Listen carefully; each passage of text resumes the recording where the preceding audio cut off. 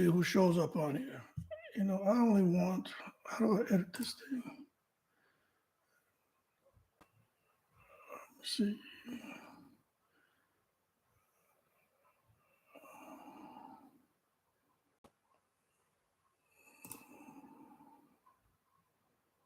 Whatever, that's fine.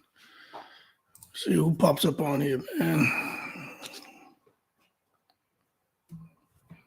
Who's out there? Oh, to jump on and jump off, huh? Crisscross will make you jump. It's all good.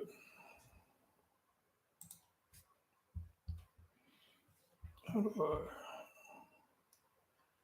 I want to do something on here. I don't know how to do it.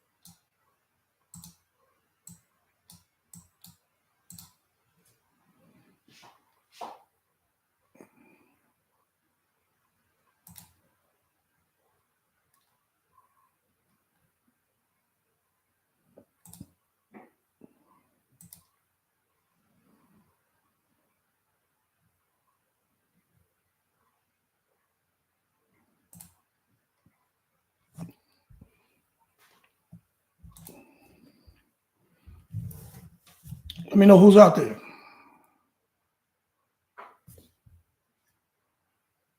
See, we got one person in the chat. See if we can get this up to 20 or 30.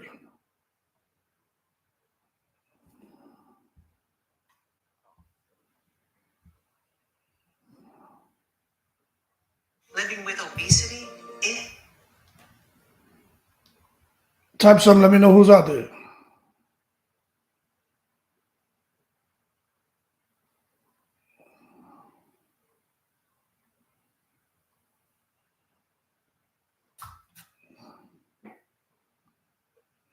You got to say something.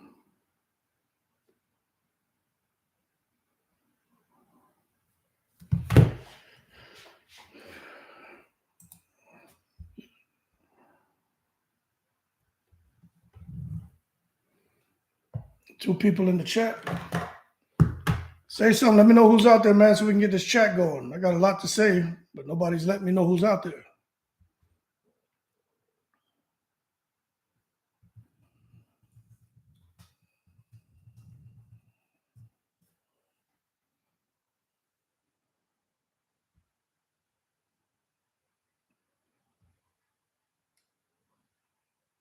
So we got two people in the chat. But I don't know who's there. You got to say something.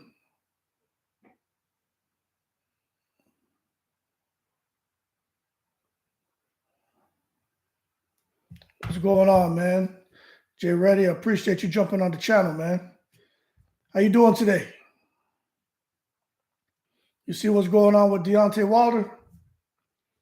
Deontay Wilder, man, this guy's I don't know if you saw that information where he's leaving where he's looking to work with other promoters. That's crazy, man. It's just a testament to the things we've been talking about, you know, like on the channel and other people kind of touching on it, but I kind of feel bad for those guys at PBC. You know, it really makes you wonder if the rumors are true about PBC going out of business. You know what I'm saying? A lot of people are saying PBC are going out of business, and I'm not really seeing any proof of that. But when you look at the fact that a lot of their fighters, these guys aren't fighting 2 or 3 times a year, and you get guys come out complaining about the money now.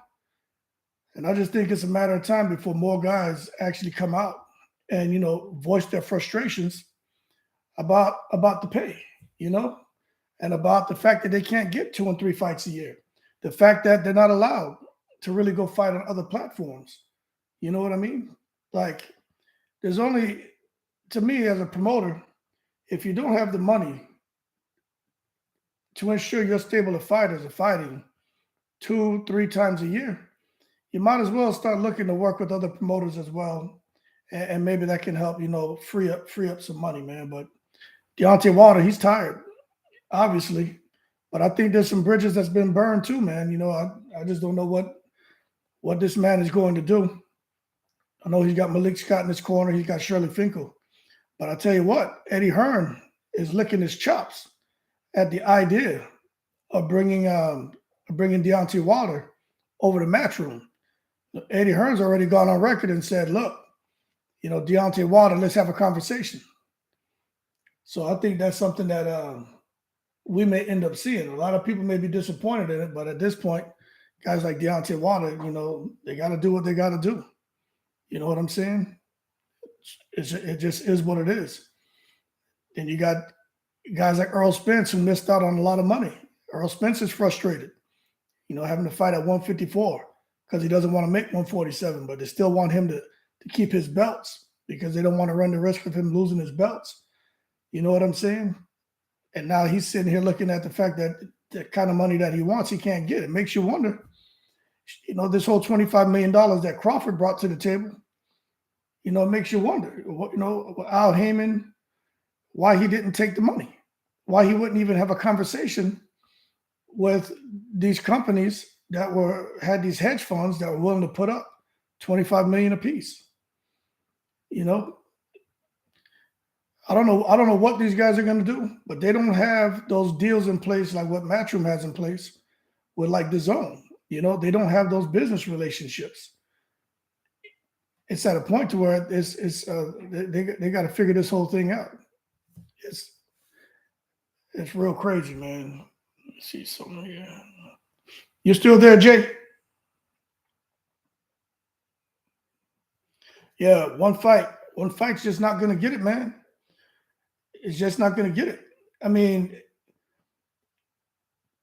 you look at how they're paying these guys. These guys want guarantees. They're not giving these guys guarantees, man. Guys want $5-10 million guarantees. They got spoiled on that money. You see it happen with a lot of these outfits when they first come into boxing. There's a lot of money on the table, and they're able to pay these guys handsomely. But they're looking for a return on their investment. And I just don't think the return's been there that Al Haymon was hoping for, long term. I just don't think it's been there. And one thing we know when it comes to a promoter, whether it's Al Haymon, whether it's Eddie Hearn, Bob Arum, no one gets into the business of boxing to lose money. Like they're just not okay with losing money. Nah, Al's not going broke. Al's not going broke. Remember, Al Haymon made all that money before he even came into boxing. However, what I do think, I think he said, you know what? There's a certain, they all have a risk tolerance. You know what I'm saying? He knows what his risk tolerance is. And he's not willing to go beyond that tolerance. So that's how I think that, in my opinion, that's how they're coming up with these guarantees for these guys. You look at Tank Davis. People out here thinking Tank Davis is making $30 million a fight. That's not the case. Tank Davis is getting a guarantee of like 500,000, 1 million, maybe 1.5 now. I saw he got 1.5 as a guarantee for Hector Garcia. But then they come and say, I'm going to give you X amount of the pay-per-view. Now, we know those pay-per-view sales aren't doing 1 million pay-per-view sales. You know what I mean?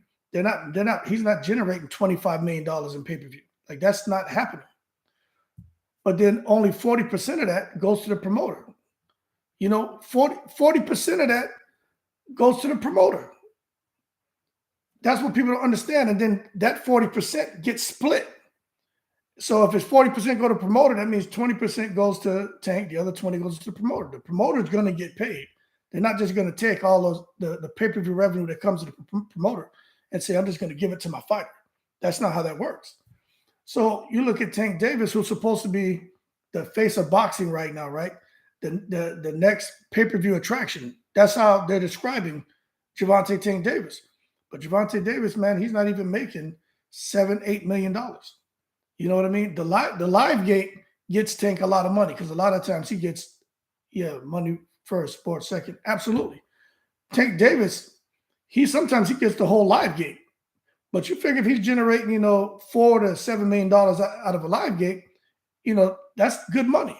Plus his guarantee of 1.5, let's say $5 million at the live gate, that's $5-6 million. And then a couple million from if they even make that on from the pay-per-view sales. That's still less than $10 million.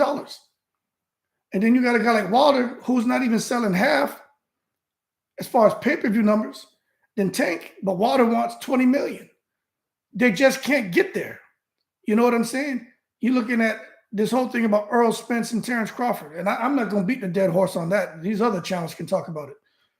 But, they're talking about the back end and the pay-per-view and all these other, possible modes of revenue, right? You're just not going to get there. When Crawford brought that $25 million guarantee for him and $25 million guarantee for Spence, let me tell you, that's not a common occurrence in boxing no more. If that comes up, there needs to be a conversation. You look at what Eddie Hearn has going on. Eddie Hearn's not putting up all that money. There are other investors who are putting up the risk. Him going to Saudi, Eddie Hearn's not putting up all that money. The Saudis are putting up a lot of that money, most of that money, if not all.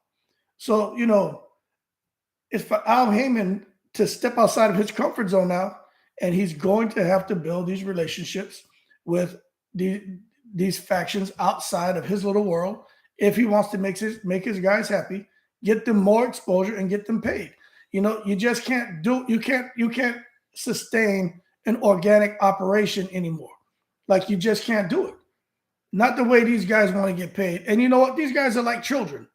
On Christmas Day, you'd understand this. Although we're adults, sometimes, some people are like that. They sit back, they look and see what's going on over here.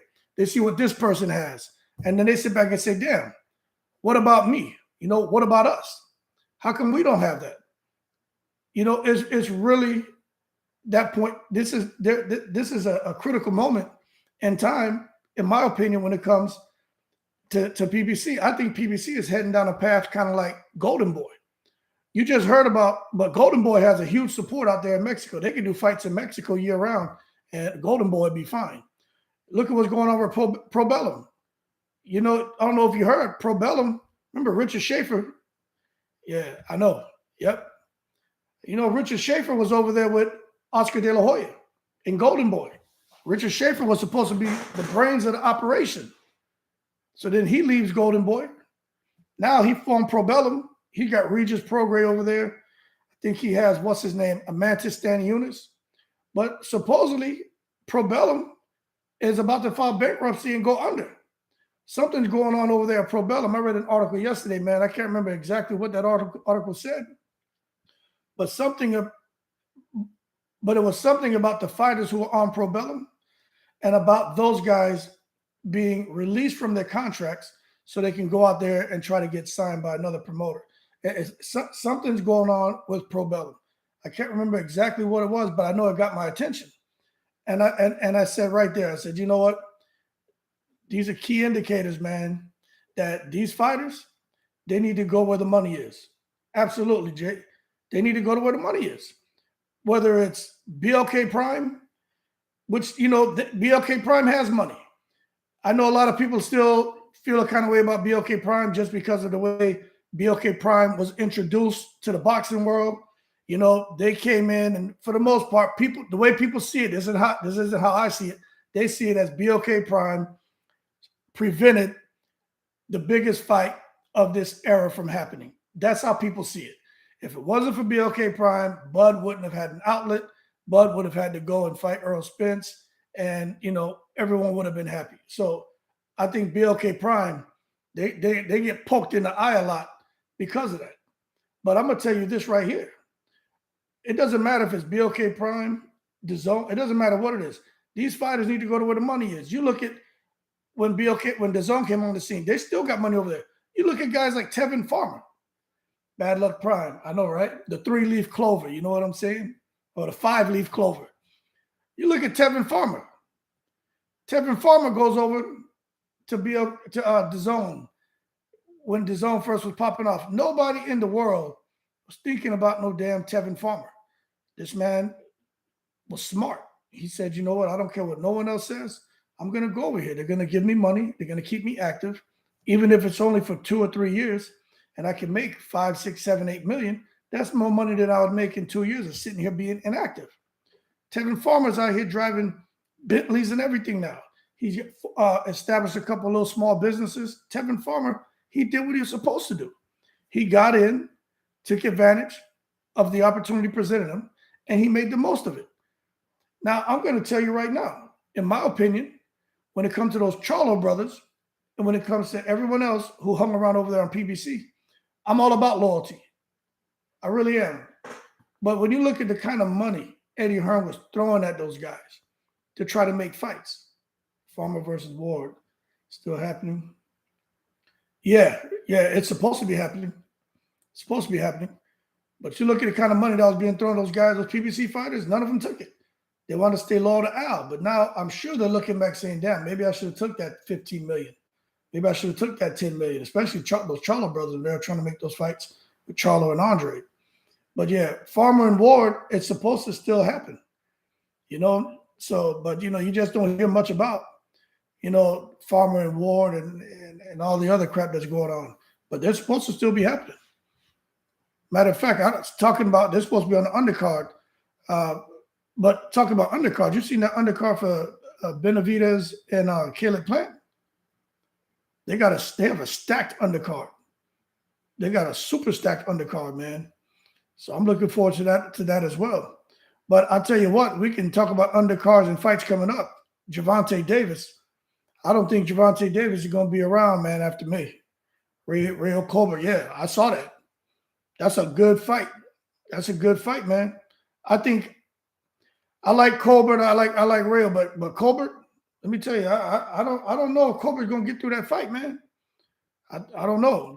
That's a tough fight for him. But you just got to see. He's been out for a while. He took that defeat to Hector Garcia. He took it like a man, but they're trying to be very smart with Colbert and his career. They're trying to be very smart with how they move him. Yeah, Tank getting time, man. And I'm not saying that to wish bad on Tank. Tank's out of here. You know the whole story. You know what hurt Tank is that he had a female judge. First of all, what hurt Tank is poor decision making. All right, can't come out here driving drunk and then hit some people and decide you're just going to flee the scene. People recognize you. They're asking you for help and you just leave them. But the fact that he has a female judge, there was a female in the car. One of the passengers was a female who was pregnant. She asked him for help. She said he just looked at her and walked and just ran off. And this is the stuff that she's saying. Now, the other people, man, Tank was able to pay to pretty much, quiet them down with some money. But it didn't work with that one victim, man. She wasn't taking that money at all. And matter of fact, I think somebody is actually advising her. She may have an Al Haymon type person on her team who's managing and advising, managing and promoting, because that young lady, she knows she can go, I think it's take a civil lawsuit, man.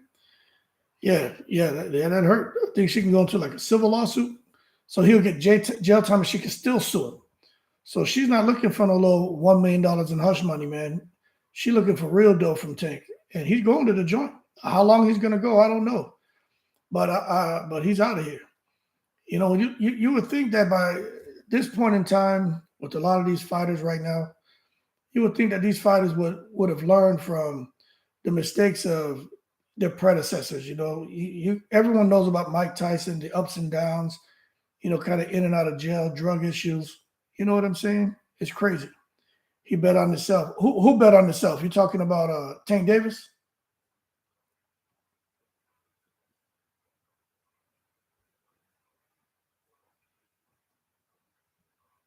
Oh, Tank, yeah. Yeah, he bet on himself, man. He really thought he was gonna be able to quiet that young lady down and quiet her team down, and maybe his celebrity status would come into play. But I think all that hurt him. Yeah, he needs that fight money, man. And to be honest with you, you bring up a good point. I couldn't understand why he was fighting Hector Garcia in December. Oh no, was it January earlier this year, right? Right after the New Year's, right? I couldn't understand why he would go into such a tough fight, even though people were saying Hector Garcia came up from 130 to 135. Yeah, January 7th. Yeah. I couldn't understand why Tank would go into such a tough fight. And I was like, okay, he's going to make some money, but why go in there and risk possibly taking a loss, knowing you got Ryan Garcia coming up? But then you make a good point. He made some good money there. He should make real good money for Ryan Garcia. And then whatever happens with whatever the judge decides with his sentencing, right? But he's still going to have to deal with some lawsuits. So that could be Tank saying, you know what? I need to stack up a little bit of dough here because I got this stuff coming up and I got to make sure that at least whatever I have sitting, in my accounts, I don't pull from that. This is all dirt money. So the Hector Garcia fight, the Ryan Garcia fight, all that money Tank making, I think he just sees all that as dirt money, to be honest with you. And I think he knows he may have to commit that to lawyer fees and to actually maybe trying to settle out of court with, this victim. You may be right, especially if you look at, if he goes to jail, they could stick it to Tank, man. Tank could be gone for a while, or he just may get a couple weeks, may get a couple months.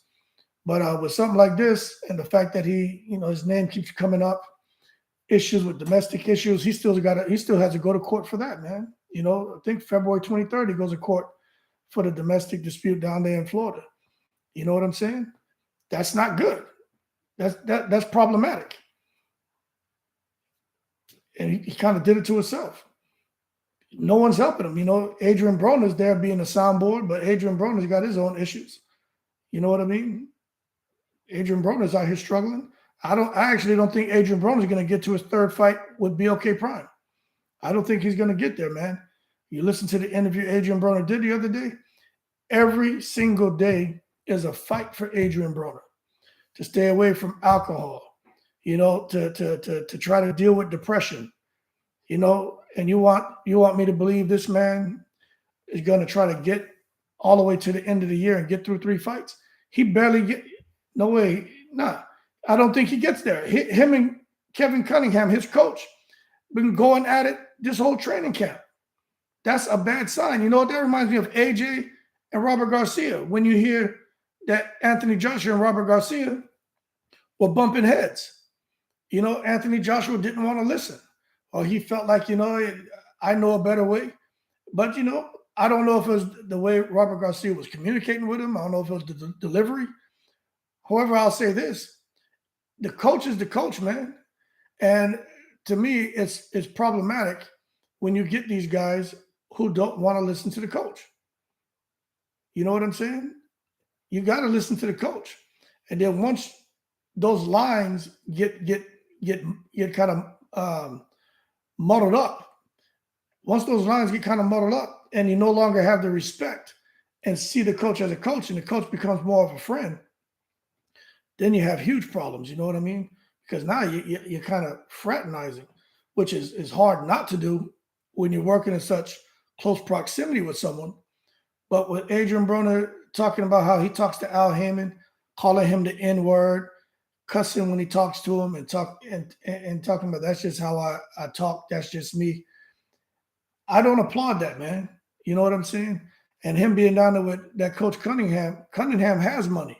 He's a retired police officer, but he's made a lot of money from boxing. Remember, he made a lot of money out there with Devin Alexander. Him and Devin Alexander had a good run together. Now he's out here trying to help Adrian Broner. He's made some money, coaching Adrian Broner, but you know, I just don't think Cunningham is going to keep Adrian Broner away from the alcohol. I don't think he's going to keep him away from toxic ass women. I don't think he's going to keep away from his toxic friends. I don't. I think they may get through. They may get through this training camp, which they're here at the tail end. But once Adrian Broner gets this money, you're talking about an 8-figure deal, right? Over 3 fights. So that's like a little more than $3 million. We don't know how much it is. He could be getting 99 million. You know what I'm saying? Who knows what the 8 figures is? But what I'm saying is Adrian Broner is going to get some money. How is he going to act when he gets that? He's already out here chasing behind Floyd Mayweather, which I don't understand why he keeps begging for Floyd Mayweather's approval. I just like, what's missing in Adrian Broner's life that out of everyone in boxing, you want this one person to give you a pat on the back, to tell you good job, or to come and hang out with you. You know what I'm saying? I just don't get it. You hit up AB in the dice. Yeah, I heard about I heard AB, yeah. Adrian Broner said he does a lot of gambling. He said he's trying to clean that up, but he does a lot of gambling, man. That's another bad vice that he has. But you're telling me when he comes into that money, he's gonna go right back to trying to chase behind Floyd and be the guy out here showboating and acting the fool. There's a void inside of Adrian Broner, man. And I can't even make jokes about it. I can't laugh at him. I kind of feel sorry for him. I didn't realize, when these guys talk, you start to learn a lot about him. And he was saying that his dad, he didn't grow up with his dad. His dad didn't come into his life until later. I didn't know that. I thought it was always him, his mom and dad. I know he got twin brother and some other siblings, but I didn't know that. So, the more he talks, the more you see that there's some layers there that we need to peel back to really understand what's going on at the nucleus of Adrian Broner. But I tell you what, unless he gets the right help, because Coach Cunningham isn't the soundboard he needs. Tank Davis isn't the soundboard he needs. Floyd Mayweather isn't the soundboard he needs. Errol Spence, Terrence Crawford, those key decision makers at BLK Prime, Al Haymon, they're not the soundboard he needs. He needs a true professional from the mental health profession. That's what this man needs. You know what I'm saying? Because in boxing, it's a full contact sport, man, on a physical level and a mental level. You know what I mean? And a lot of times you get these guys who kind of touch on a little bit now about what's going on in boxing and the mentality and what they go through. And, Adrian Broner's kind of talked about it. Ryan Garcia, the Mike Tysons, and, you're hearing Jamal Charlo kind of talk about it a little bit. But when they come out and talk about it, people are quick to say, that's life, deal with it. But no, man, that stuff is hard to deal with. You know what I'm saying? When people talk about mental health, yeah, that's a broad umbrella. From something like someone being OCD. If you're a person that likes your house nice and clean, a mental health professional will tell you that, you got OCD. You got a disorder. That's not normal. And, most of us are raised to keep your house clean, keep yourself together. Some people not raised to wash their ass. You know what I'm saying? So, hey, I did 25 years in the military. I'm telling you, I've seen people come to work. I'm just being real. Them jokers come to work. They may just pull that damn hair back on you, and then they may shower after. But I'm telling you, not everybody wash their ass before they leave that damn house, and they sure as hell ain't flossing and brushing their teeth. So that itself is a disorder. That's what the mental health people should be looking at, not the one that want to keep cross T's and dot I's. You know what I'm saying? But on a more serious note, Deontay Wilder, I'm telling you right now, yeah, absolutely. Deontay Wilder, one of our favorite fighters, right? I like him. I like Tyson Fury. I don't like the crap Tyson Fury tried to pull. I got my own opinion on that. But you look at Deontay Wilder. Part of me feels sorry for Deontay Wilder. He really, hey, look, Deontay Wilder really sees himself as a superhero. You know that. He really sees himself as a superhero. Tyson Fury really sees himself as a superhero. And it's we got good sense of humor, so we'll make a joke out of anything. But for Deontay Wilder, he really sees himself as a king for all black people. Tyson Fury really sees himself as a king for all the gypsies. And when I look at what's going on with a guy like, forget Tyson Fury, he seems to be okay right now. But Deontay Wilder, part of me feels sorry for him because he felt obligated. Now, these are his words, not mine, right? To return to boxing for his people.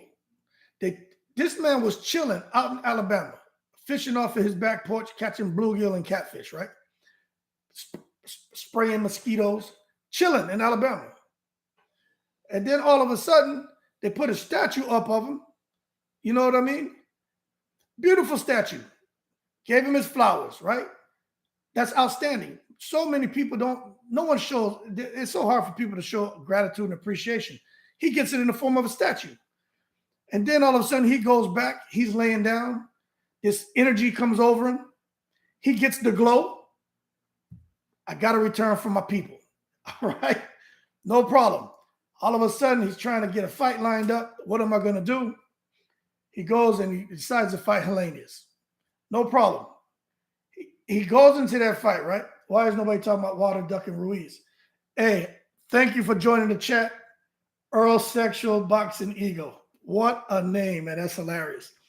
But we're going to talk about that right now. I'm glad you brought that up because we're talking about Deontay Wilder right now. So he decides he wants to come back and fight, right, for his people. Deontay Wilder goes into the fight with Hellenius. Let me tell you something, right? Deontay Wilder came back to boxing. He thought he was going to make $20, $30, $40 million a fight because he said he wanted 6 fights. That's what Deontay Wilder, that's what he was looking at. But he didn't get that kind of money.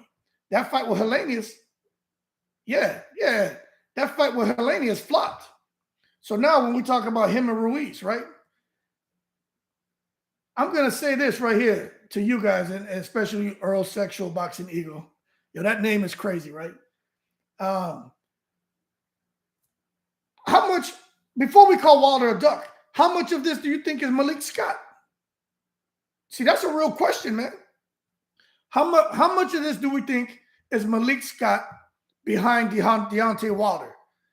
Because see, ever since Malik Scott got involved with Deontay Wilder, all of a sudden Deontay Wilder started talking in code.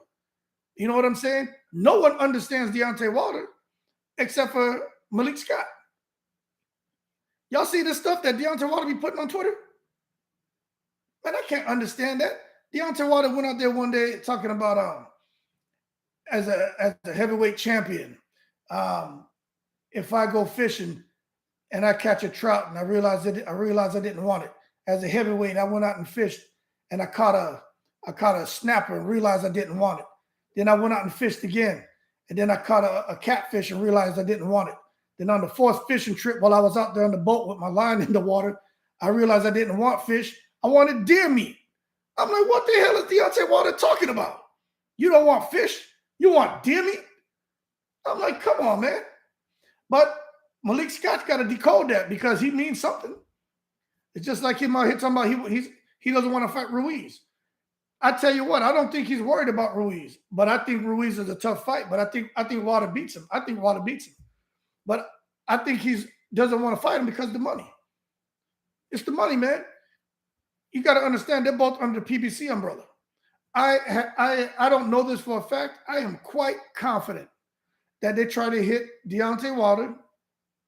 Ruiz is going to take what he can because Andy Ruiz, he bought so many depreciating assets that Ruiz got to take whatever he can get.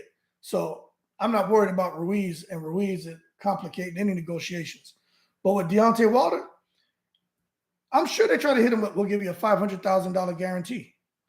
You know what I'm saying? I think Wilder would win too, but Wilder's not. He's not a $20 million fighter. Yeah, the last pay-per-view flop, man. That's why he's frustrated. And now they're coming. Hey, Errol Sexual Boxing Eagle, right? On my channel. I just talked about it this morning, but like a month and a half ago, I did a video. It's called Paying Boxers on a curb. Like that's what they're doing now. Now they're coming and giving them this low PBC, this low guarantee, 500,000, 1 million, right? And then they say, okay, we'll guarantee you that. Now we all know that's joke money, man. You're giving these fighters joke money. Jury still got most 50-50, yeah. Yep, but you're giving these guys joke money, and then you go have a pay-per-view event. You're selling them on the idea of, man, you can make all this money on pay-per-view. But your pay-per-views aren't even hitting 100,000. Even at 300,000, that's not a lot. So then when you look at that and you look at that breakdown, that breakout, let's say $10 million is made on a pay-per-view event, which is not being made. But let's say $10 million is made on a pay-per-view event. Look, 40% of that goes to the promoter. Okay? And then from that 40%, if they say the fighter's getting 50% of that, that means out of that 40, it gets split in half. Half goes to the fighter. So when we see a whole $10 million was made in pay-per-view sales, that whole $10 million isn't getting split up between the promoter and the fighter. That's not how that works. See, a lot of people who are out here talking about this boxing, they don't understand that pay-per-view breakdown. I did a video on that too. That pay-per-view breakdown is vicious. Vicious. Absolutely vicious. So 10% off the top, I think it goes to like the networks or something. Then 40% of that goes to whether it's Showtime or whoever's airing the fight. Then the other 40% goes to the promoter. And that gets split up between the promoter and the fighter. So you see what Wilder, when he supposedly did 77,000, yeah, high expectations, right? So you see what Wilder, what was that like? I don't know if it's true or not, but they said 77,000 or something in pay-per-view sales. That's horrible. Wilder didn't make no money. So now they come in, you're going to sit there, man, and try to take that same approach and apply it for me fighting Andy Ruiz. Wilder's like, nah, y'all not getting me like that. In addition to that, this is where we got to peel the layers back. And this is just a lot of speculation now. If they're really not getting paid on time, then that's a problem. I honestly think what's going on over there at PBC, I don't know this, but I honestly think when they have a huge pay-per-view event, they take that money, and whoever had a pay-per-view event previously, they use that money to back pay that person. And then the next event, they take the money from that, and then they back pay that person. And I think there's a cycle, a repeated cycle. I honestly feel that way because Adrian Broner said, that they still owe him money. I'm not talking about the interview he just did where he said he didn't get paid for his last 6 fights. He was saying they still owe him money. And Deontay Wilder, yeah, it sounds sketchy. Yep. Money problem sounds sketchy at PBC. Yeah, something's off. But even Deontay Wilder came out. Deontay Wilder said the same thing. People aren't getting their money. There's an issue with money. So there's something. AB was drunk all the time. Yeah, he was. But there's a huge disconnect over there. There's a huge disconnect. And you look at even Steven Espinoza, when he gets pressed about fights and making fights, he's a good talker. He's not as fast as Eddie Hearn, but he's pretty fast. You know what I mean? He doesn't really have a good answer. Something's going on. There's a huge disconnect. And people keep talking about Al Haymon, like we talked about earlier. Al Haymon's got money, but he's not going to sit there and take his own money and just do like what Bob Arum says he had to do and just take out of my pocket to pay a fighter because of a contractual obligation that I have. Al Haymon's not going to end up in that situation. And it's really, really unfortunate for what's going on. I'm going to be honest with you. We're going to see what's going to happen with Errol Spence, because Errol Spence is loyal, but we're going to see how long Errol Spence hangs around before he goes open agent. We're going to see how long those Charlo boys hang around. We're going to see, Danny Garcia, he's fighting, once every couple of years? We're going to see what they're going to do because there's a huge stable of fighters over there at PBC, a huge stable. And all of those guys aren't getting the fights they want. Now, they could probably fight those guys more often, but nobody's taking $100,000 for a fight.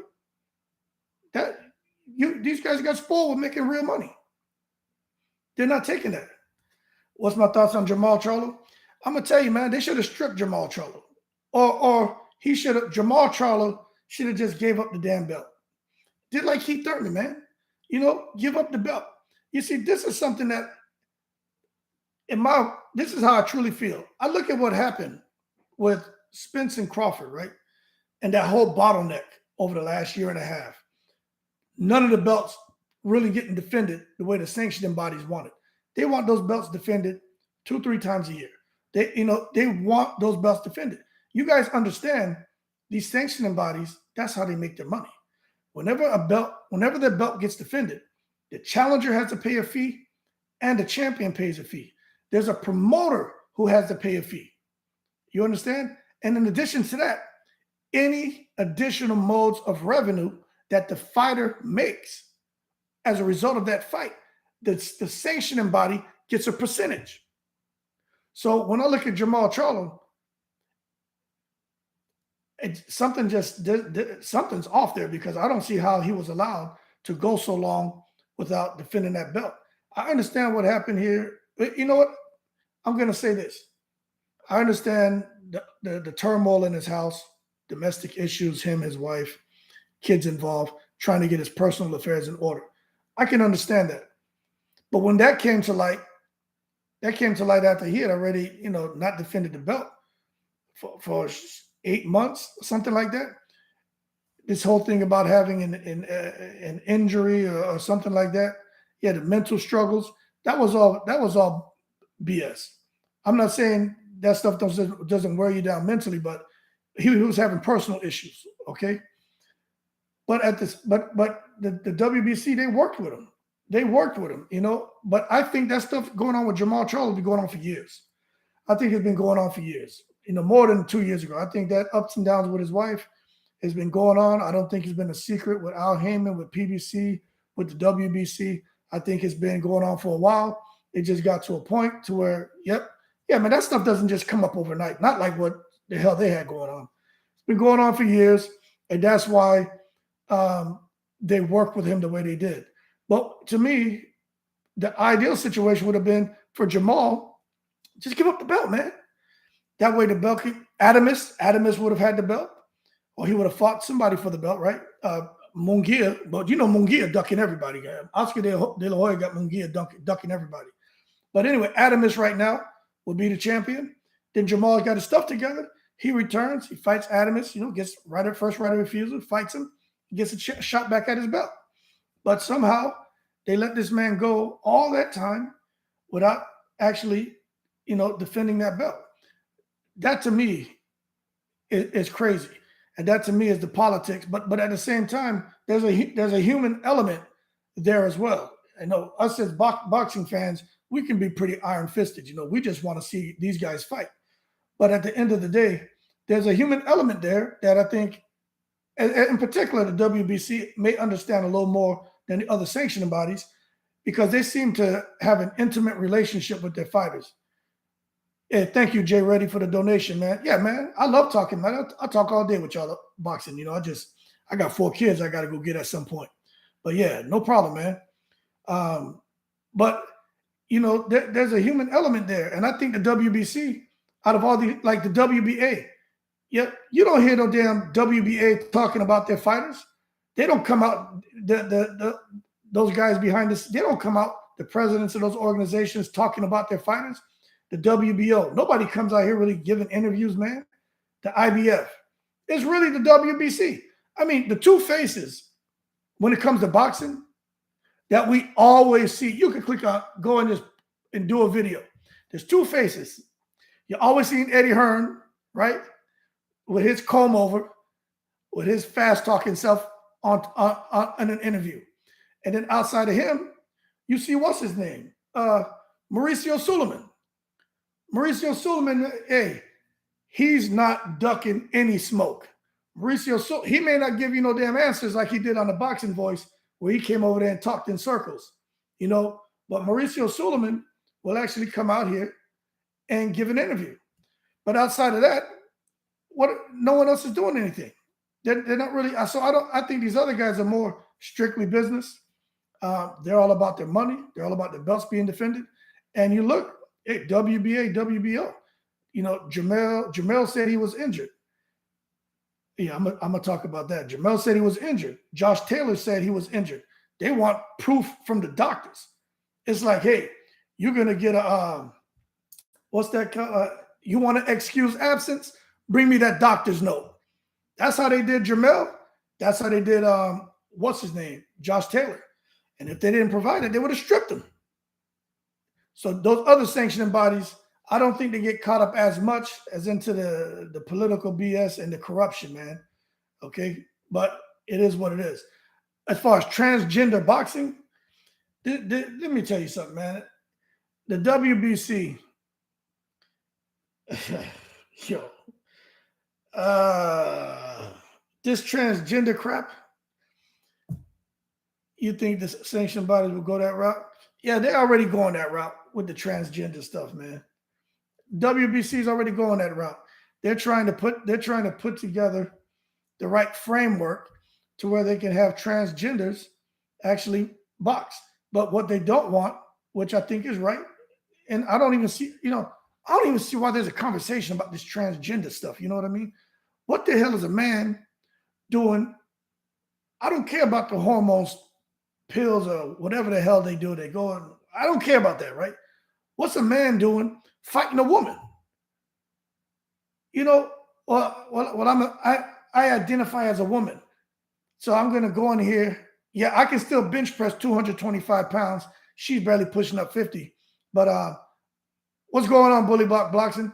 But I'm going to just jump on in here in the ring and I'm just going to kick her ass a little bit around the ring. It won't be too bad, because I do see myself as a woman. Let me tell you, man is a man, woman is a woman. I don't care what no one says. And also, talking about transgender, y'all remember when Cruz Dezern fought that boxer? She was Mexican. But my understanding, now I don't know if this is true. My understanding is that that athlete, because I don't want to say nothing crazy, that athlete was transgender. And that's why Cruz Dezern, she was hitting that with everything she had. Like Cruz Dezern was in a life and death situation. You know what I'm saying? It's like Cruz Dezern was out there on an inflatable raft and a hole that somehow they got punctured. And she was out there, man, in the ocean with a shark. You know what I'm saying? And she was swimming, fighting for her life. And every now and then that shark would come up and give her a little nip. And Cruz Dezern was sitting there like, I got to get back to land. And she got her ass to land. She survived, but that transgender stuff, they got their own lane. WBC wants to make money. WBC is not playing around. So now they're going to have to where they have their own events, their own weight classes. The WBC is coming up with a transgender belt. Not quite sure what that's going to look like, but I don't think I want to see what that looks like. But they're going to have a transgender belt. You know what I'm saying? Oh, man, I'm tripping right now, boy. Hey, they're going to have a transgender belt. You know what I'm saying? And they're going to have their own lane to do what they want, man. They're going to be a transgender champion. Hey, man, I don't know. I just hope that Antonio Tarver and Paulie Malignaggi are the commentators. You know what I mean? But hey, if they want to come out and fight, hey, that's what they're doing. Because they actually had their physicians, the WBC. This is what the WBC said now. I'm not making this up. The WBC will say some shit. They said that they had their physicians actually do some research to develop an understanding about women and women boxing. You know what I'm saying? And they said that physically, the way a woman's body is made, it's not made up to absorb the kind of punishment as a male. And they said, as a result, they feel that the women's boxing in particular, one, you definitely can't have transgender, but for those women, they need to stay at 2 minutes. So I know the WBC is trying to take the lead on this, and those aren't women, they're mere females.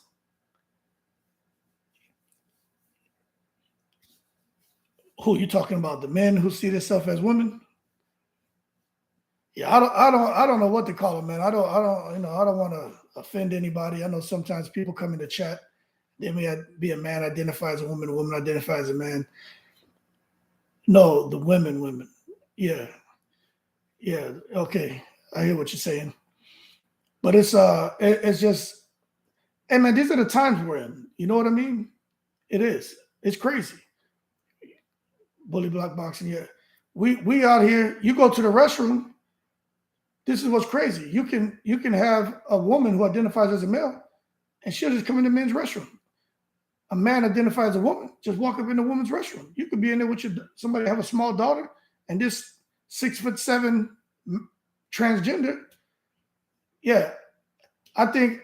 Yeah, yeah, Taylor. It's not crazy. Taylor says it's not crazy. It's sick. It's It's just I don't understand. I just don't understand it, man. You know what I mean? And but my thing is, whether I understand what causes a man to feel that he's a woman or causes a woman to feel that she's a male, for those of us who aren't confused with male and female, men and women, when it comes to sports, right? It doesn't matter what sport it is. If you were born a man, you shouldn't be allowed to compete with no damn women. Now, if you're born a woman, you want to come compete with men. I mean, you shouldn't be allowed to. That's just to protect them from themselves. You know, there was, man, I don't want to sit here and just throw crap to you guys. You know what I mean? But I could have sworn there was an issue with a young lady who felt like agree. Absolutely, man. I could have sworn there was a young lady who she identified as a male and wanted to play tackle football or something. And she went out there and almost got killed. There's some videos out here where these females want to do MMA against men. Like, no kidding, thinking they could go in there against a man who's training MMA as well and thinking they can beat him. And it's kind of crazy because some of these guys, like, they're not holding back. You know, like with me, I think with most of us, you know, we're wired a little different. Like, I just can't come out here and, you know, armbar some female or hit her with an uppercut, then the cleanup right hook. You know what I'm saying? And I just can't spar with them. You know what I mean? Because I'm just not looking to put their lights out. You know what I'm saying? But they have some people out here that have no problem, you know, hitting them with that 4, coming back with that 3. They may put that 2 behind it as well. You know what I mean? They got some people out here like that. But that's just, yeah, bully block. You wanna act like a man, I treat you like a man. Yeah, there's some people out here like that. But I just think they have their own lane. But going forward, I'm telling you guys, it's coming. It's coming. It's coming, man. Yeah, bink, bink. It's coming. This whole thing about transgender, it's coming. You better get ready, man. I just don't know if that's going to be something. Is this a phase that people are going through? You know what I mean? Is this just something temporary? You know, if I remember growing up, man, like my left ear was pierced. Then when I was like 17, I got my right ear pierced. You wear little hoops, diamonds, you know, got everything matches. Boom. But an earring, what's the problem with an earring? Then they're gone, yeah, political agendas, right? But so now we've gone from just getting a little simple earring to then these bucks started getting their faces pierced. The men start getting their nipples pierced. Then they start wearing these weird clothes. And it's evolved to now where they're going out here and getting all these crazy operations, man. They're probably going to have better fights than the fights. Yeah. You better believe the fights are going to be better. You're going to actually get a cat and dog fight at the same time. You know what I'm saying? So that's going to be interesting. Hey, that's going to be interesting. You know what I'm saying? I never seen a cat and dog fight. So you're going to kind of get a hybrid of some pretty entertaining matchups, man. But it's crazy. It's crazy. But I tell you, the fight that probably the most entertaining fight I think that could be coming up this year is Deontay Wilder, Anthony Joshua. I really hope Deontay Wilder signs to Eddie Hearn. I really hope he signs to Eddie Hearn. But I just don't know. I just don't know if is Deontay Wilder in that bad of a position to where he would go over there and sign to the slave master. Now, I don't say that race baiting, okay? That's what Deontay Wilder said about Anthony Joshua. He said Anthony Joshua has the answer to his slave master. Now, I thought that was inappropriate, okay? I don't talk like that. I ain't into all that crap. But he said what he said. But for Deontay Wilder to make statements like that about Anthony Joshua, do you guys really think Deontay Wilder would go over to Eddie Hearn? Because Eddie Hearn's already went on record and said he's willing to have a discussion. You know, Eddie Hearn, Fast Eddie. Eddie's all about his money. Yeah, Eddie Hearn's all about his money. Eddie Hearn doesn't. I'm pretty sure you could spit in Eddie Hearn's face. And the next day, if you want to come talk about some $100 million deal, Eddie Hearn's like, we just had a disagreement. Yeah, he spit in my face, but let's get on to bigger, more important issues. This $100 million you're talking about. Like, that's how Eddie Hearn is wired, man. He's all about the business.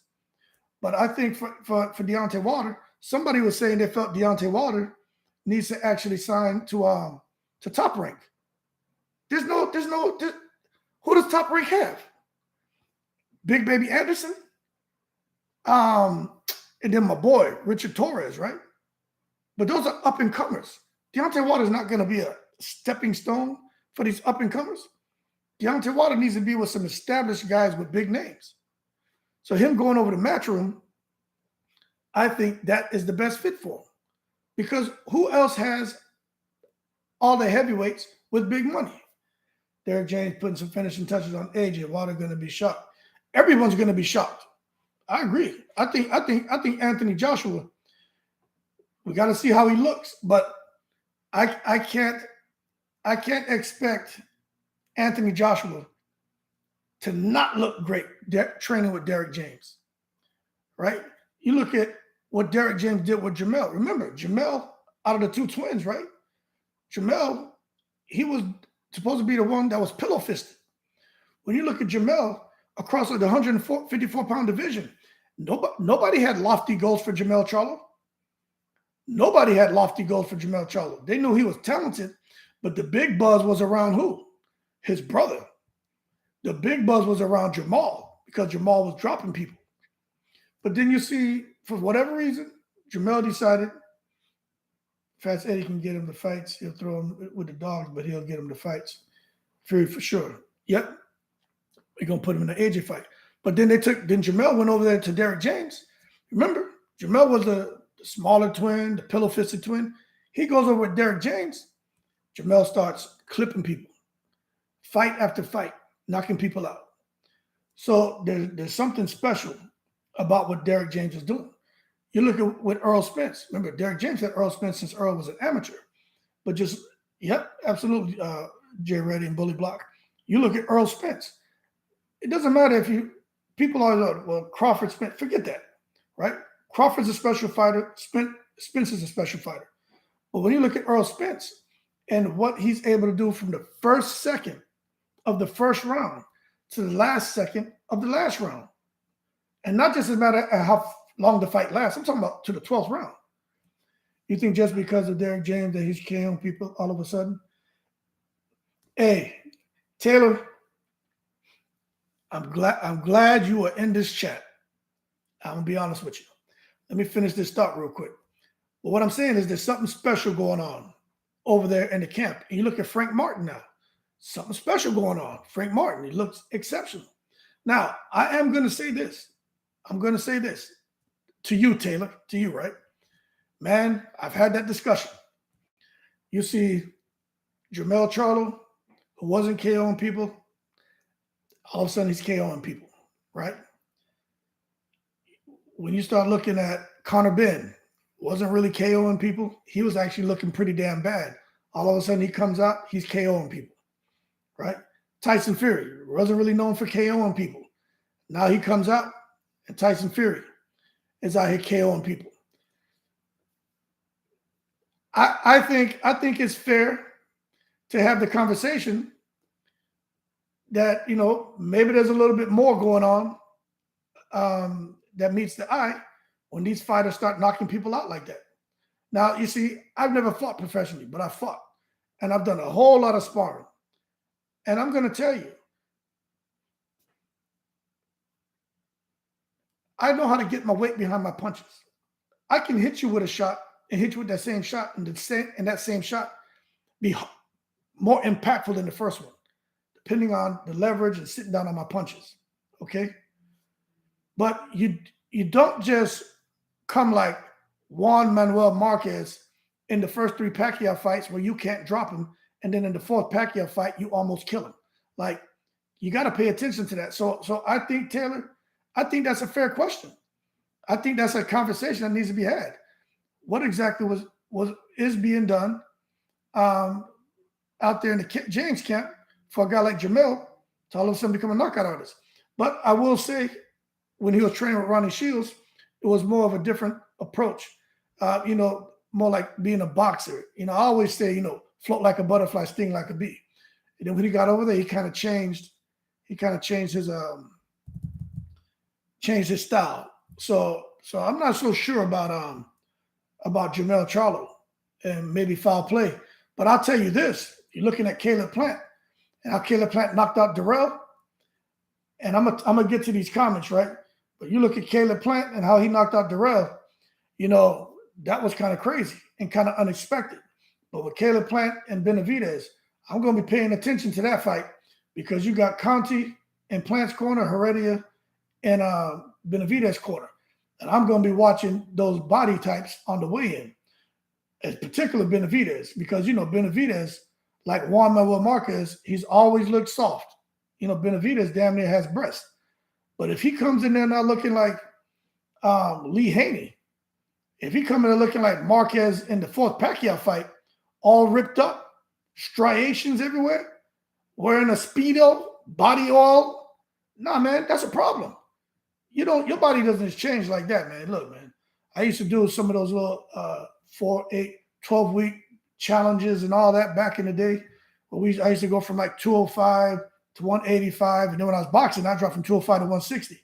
But when we used to be trying to increase drop our body weight, man, I used to go from one gram of carbohydrates to 2 grams of protein, right, in every meal. That way you build muscle. But if I see this guy Benavidez coming to the ring looking crazy, that's a problem. Let me get to some of these comments and see what y'all got over here, man. Bully block. Fast Eddie can get him to fight. Yeah. Deontay Wilder needs to be over there to me with Matchroom. He can fight Zhang. He can fight Hrgovic. He can fight. So this is, to me, would be the perfect lineup for Wilder. Go over there, knock out Chisora, right? Just put Chisora out of his misery. Then fight Dillian White. Put Dillian White out of his misery. Okay, now you just made you a quick, like maybe 50 million. Easy fights, right? Then go out there and put Hrgovic or Zhang out of their misery. Zhang is the harder fight for Wilder than Hrgovic.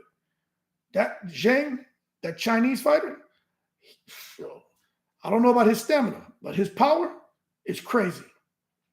Get through those guys and then fight Joshua. And boom, those are his 5 fights. He's done. That's his 6 fights. He only wanted to do 6 fights when he came back.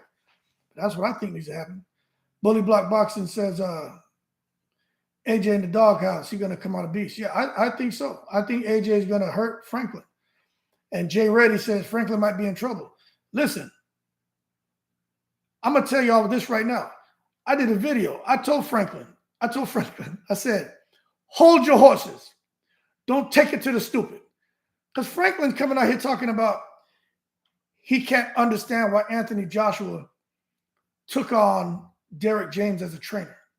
Talking about Anthony Joshua is blaming everybody else, for his losses.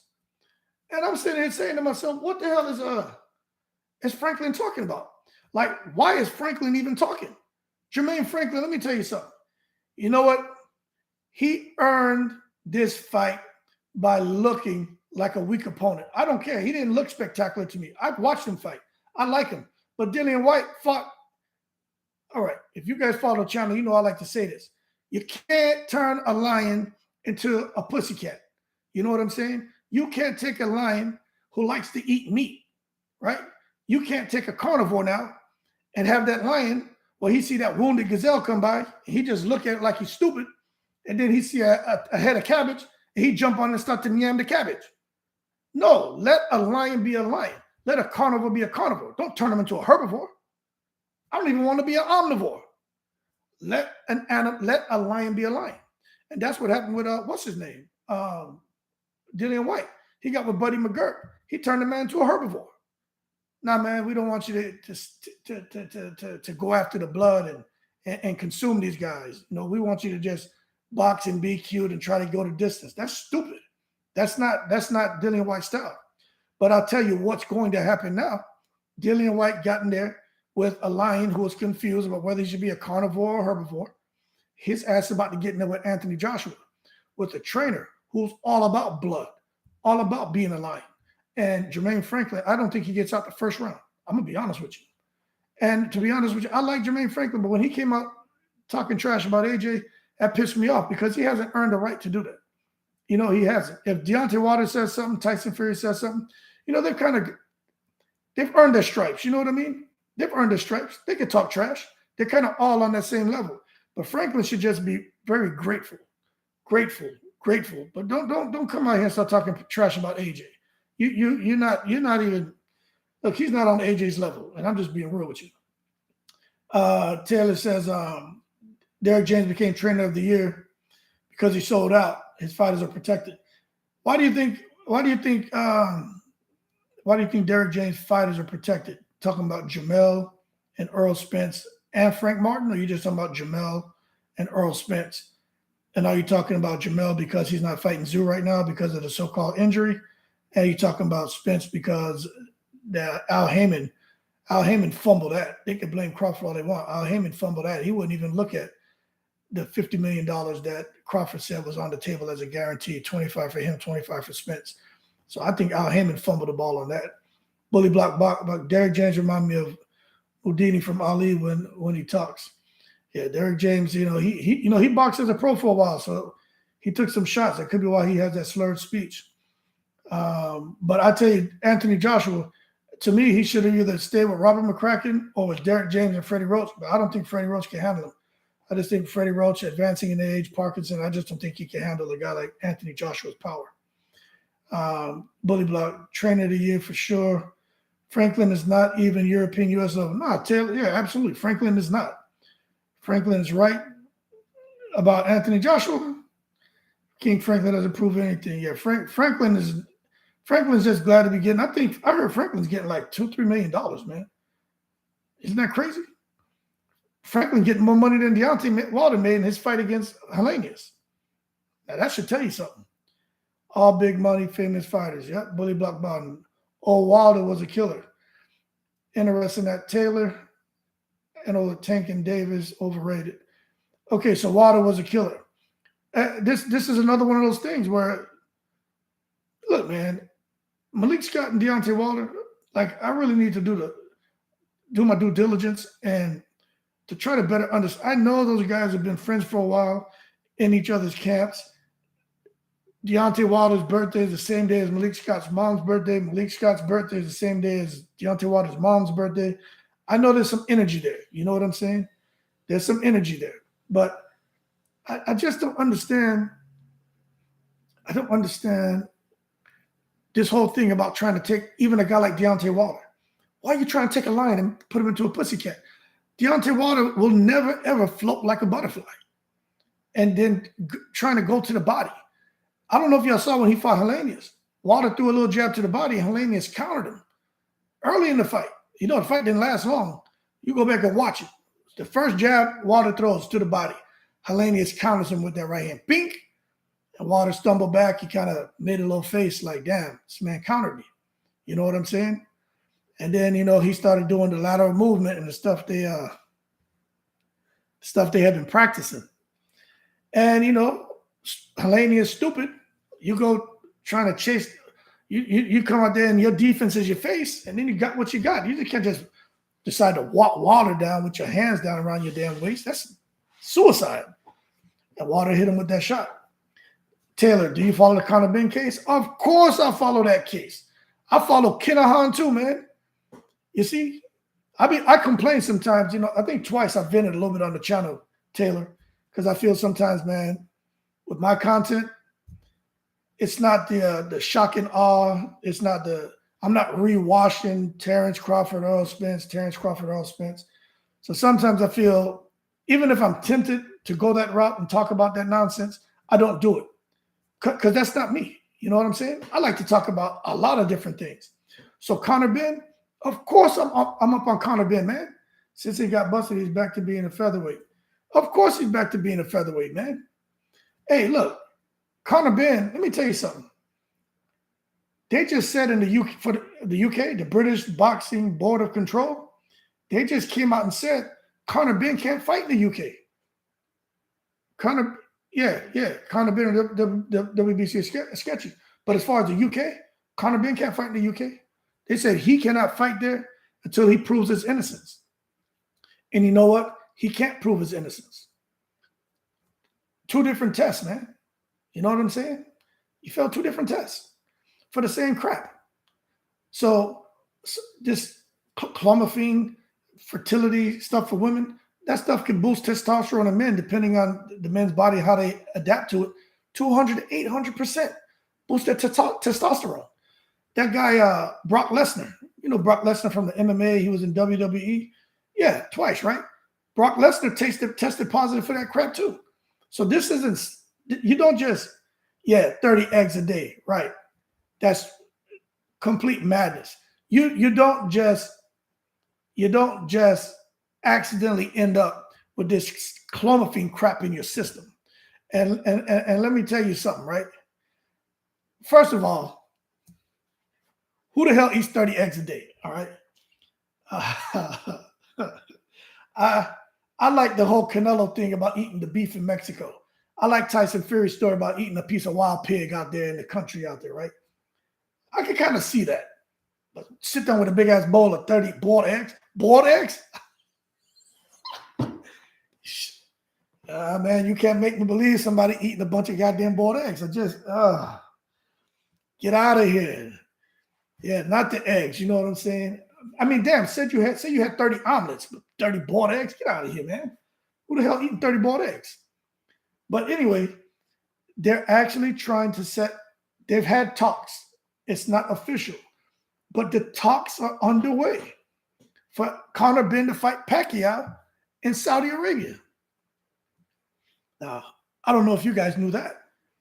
I watched several videos on it. It's the truth. Yeah, Taylor, that nutritionist, that guy is poison. That's why I talk so much about with Caleb Plant and him having Conti and then Benavidez having Heredia, right? That's why I talk so much about those so-called nutritionist guys being in their corners, because you look at what Conor Benn's nutritionist came out and said, right? He came out and said that you would have to be stupid to get caught taking pads. It's so easy to cheat. That's what the nutritionist said. He said you have to be stupid to get caught. I said, who is this idiot who's out here saying this?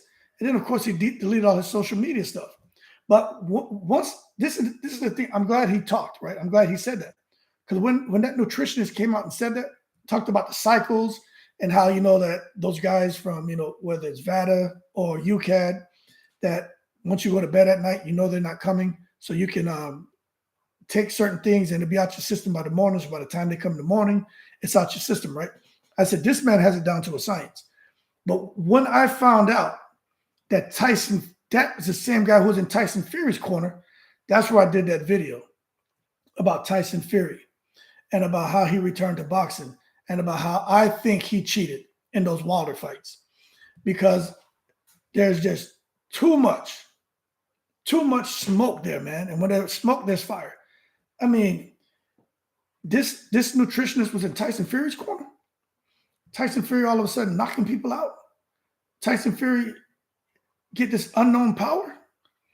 Then you find out that he had this nutritionist in his corner since he returned to boxing. Tyson Fury won't say nothing bad about the nutritionist. He's a great nutritionist. He won't say nothing negative about him. this whole Kinahan thing. Tyson Fury won't say nothing negative about him. So all I'm saying is, you got these guys who are in position behind the scenes, right? People we don't see, who are helping these fighters, right? Hood Champ got tats. Oh, and not a lot, but I got a couple, man. I got a couple. Not a whole lot. This one here. And I got one here, my dad, you know what I'm saying? I don't have a whole lot, man. Look how Tyson Fury improved his power since. Yeah, of course. We talked about that. I'm glad you're on the channel. I'm glad all y'all on here. But the stuff you're talking about, Taylor, we've talked about this, and I'm glad. That's how come I can sit here and speak to it. Of course, man. That whole Sugar Hill thing, I don't trust Sugar Hill. What the hell was Sugar Hill doing? I think he was over there with Darrell, right? But what was Sugar Hill doing before he hooked up with Tyson Fury? Let me tell you, everything about that nutritionist and Conor Ben and that nutritionist and Tyson Fury, everything about that stinks. I mean, look, I got an opinion, man. I think Tyson Fury cheated in those water fights. I do. I do. I think he cheated. And it's just too much. It's too much, man. Too much going on. Too much going on with Tyson Fury and this whole crap. Now, the real question is, right? Peel the layers back. Who else was that nutritionist helping? See, that's what I need to find out. Because everyone's gotten quiet. Nobody wants anyone to know they had any relationship with Kinahan. They had no damn working relationship with that nutritionist. Everyone's gotten quiet. Even over here stateside, most of the boxers who are working with Heredia or guys working with Conti, they don't say nothing. Did y'all know Yugas actually had Heredia in his training camps helping him?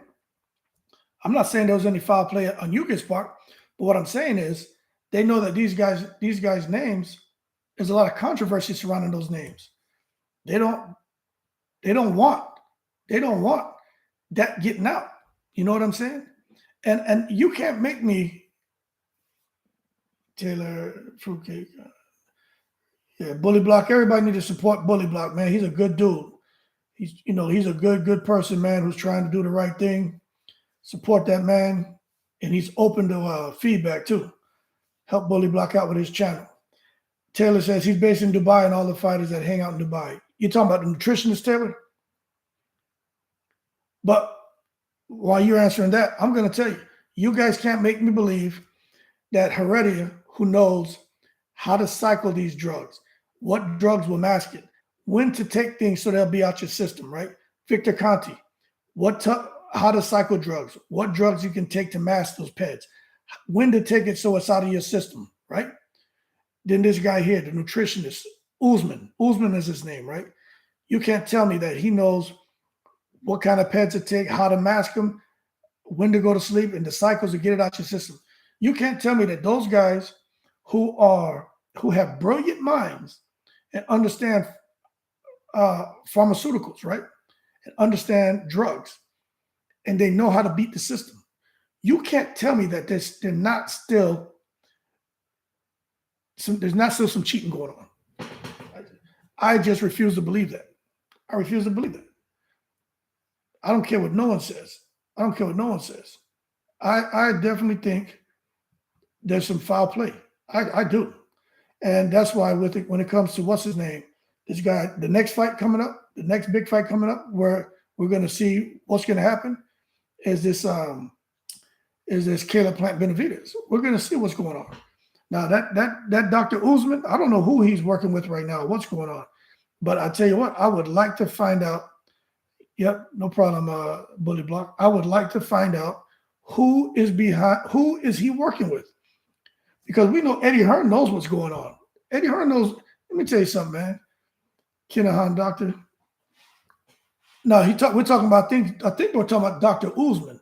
He's the nutritionist who was in Conor Ben's corner. And he's the one who's giving Conor Ben the PEDs. And that same Dr. Usman is the one who was with Tyson Fury since Tyson Fury returned back to boxing after his depression and all that other crap. And that same nutritionist was in Tyson Fury's corner for those Wilder fights. That nutritionist is the one that was sitting here making fun of everyone who gets caught cheating because saying it's so easy to cheat and not get caught. That's the nutritionist we're talking about. I don't Tyson been connected. Hell yeah, Tyson been connected, man. Yep, they got the connection going over there. And what's his name? Eddie Hearn knows what's going on. That's why he didn't want that stuff to get out. And Eddie Hearn came out there. You know, when someone's guilty, they have a thing like, what's that? Hit a dog in a holler or something like that. He started talking. Eddie Hearn talked himself into a bad situation. Out there, man, got kind of been on all that juice, about to go fight Eubank Jr., who just activated his rematch clause with what's his name, Liam Smith, right? Got him about to go fight Eubank Jr. at 157. About to drain this man. You know the punch resistance isn't there. Power's not there. You know, he's drained. And you're going to sit there, man, and allow Conor Ben to go into that fight juiced up? Man, come on. That's just crazy. You know what I'm saying? Absolutely crazy what's going on out here. But anyway, man, Eddie's the biggest liar in boxing. Yeah, Eddie Hearn will say anything. Eddie Hearn will say anything, man. I think we all agree with that. Eddie Hearn does not care. But the one thing about Eddie Hearn is he probably is one of the best promoters, but he doesn't care. He's all about his money. That's why he just signed Edgar Berlanga. Y'all think Eddie Hearn signed Edgar Berlanga because he wants to be Edgar Berlanga's friend? You think Eddie Hearn is like, hey, look, Edgar, let's be friends. Come on over here to Matchroom. I like you so much, I'm going to give you the Canelo fight. He sat there and made Edgar Berlanga feel so special. He was even saying Edgar Berlanga is a handsome young man. Yo, the man went borderline with some of that stuff he was saying. You're going to sit here and start giving a man compliments. Oh, he's a good-looking young man. I said, damn, Eddie Hearn, he's looking for love in all the wrong places, isn't he? They asked Wilder who will win for user. Wilder responded, whoever cheats better. Yeah, I saw that. He even called Edgar trash before. Yeah. Hey, what's up, Anthony Latham? Thanks for joining the chat. Yeah, Eddie Hearn will say anything, right? Totally had nothing good to say about Terrence Crawford, nothing good to say about Edgar Berlanga. But now he out here telling Edgar Berlanga, it's a good-looking young man. I said, I was ready to get me a bottle of teaspoon of rat poison and just, bring it all to an end. Eddie Hearn just does not care. But let me tell you what he's doing. Eddie Hearn setting Berlanga up to have his career derailed. Eddie Hearn's got some bangers over there at 168. He's got some real fighters over there at 168. And Eddie Hearn, he's not going to take Berlanga and have Edgar Berlanga fighting Benavidez, he may make the Munguia fight, but because of Oscar and DAZN, but he's not going to take him and have him fighting Demetrius Andre. A good fit for Berlanga could have been PBC, but I understand the money. Berlanga's cashing himself out. But what he's going to do is he's going to have him fight a couple of fights. And the thing is, I don't think Eddie changed his tone once he signed him. There was no more. It's a great boxer, Puerto Rico behind him, handsome young man. All that went out the window. He was like, yeah, he's got to prove himself if he wants a Canelo fight. I'm like, damn, you would have sworn that if you watch Edgar Berlanga out there on Twitter and on Instagram, you would have sworn that the contract said you got 2 or 3 fights, and then your 4th fight, win or lose, you get Canelo. Like, that's really what I thought. That's not what it is. Eddie Hearn using that guy, man. Don't get me wrong. I guess in boxing, everyone sort of gets used, right? You might as well get paid for it. You know what I'm saying? But damn, it is what it is. I hope Berlanga makes a lot of money, because now how many boxers make even $10 million in their career? But for Berlanga, man, he could go on to possibly make 20, 25 million over these next few fights. If he makes that kind of money and then he calls it quits, then in my opinion, Edgar Berlanga, that's a win for Edgar Berlanga. But I don't think Edgar Berlanga can hang with the elite at 168. I just don't think he can. He's in between trainers, which he has his new trainer. And again, I don't think you should take a lion, like we've been talking. Don't turn a carnivore into a herbivore. Let him eat meat. Get the head of cabbage out of here. Let the man fight. But, he's going to come out here. He's fighting with his face. And, I just don't think he beats the elite. But get his money, and then go on and he'll be done with boxing. He'll be able to do in 4 or 5 years what most boxers can't do their whole career. So kudos to him, man. Jay Reddy says Eddie's winning with the women fights. He needs Latino support with Berlanga. Yeah, Eddie is winning. He's doing great with the females right now. Let me tell you something. I don't know if y'all watch female boxing or not, man. Those women, man, they fight. They don't play around. Those women boxing, they come out there to fight. They don't come out there to play. They're not in there trying to tickle each other. They come to fight. But since we're talking about women boxing, Amanda Serrano, her and Katie Taylor are supposed to be fighting in Ireland. I think Katie Taylor beats Amanda Serrano, but I definitely think if it goes to the scorecards, Serrano loses. I think Serrano's in a lose-lose situation. And I'm just going off of how Serrano looked in this fight she had against Cruz a couple weeks ago. She just didn't look that impressive to me. She was standing there fighting the wrong fight. And I'm gonna tell you right now, if that fighter Cruz didn't get that bad cut in the top of her head, Cruz would have beat Serrano because she was touching Serrano up. Serrano fought the wrong fight, but when Cruz got that cut, that saved Serrano. But you look at how many undisputed champions there are in the women's division. I get it as a smaller group. I understand that, but it's crazy. They're fighting. They're all fighting. The best fighting the best. And those women deserve money. They deserve a little $1 or $2 million paydays. They deserve more than $150,000. They deserve more money because they're going to give you all action and they're going to leave it all in the ring. Eddie's biggest regret is that he turned down Tyson Fury to sign. Yeah, he said that. He did say that. He turned down Tyson Fury, and there was someone else that he was going to sign. Oh, it was what's his name?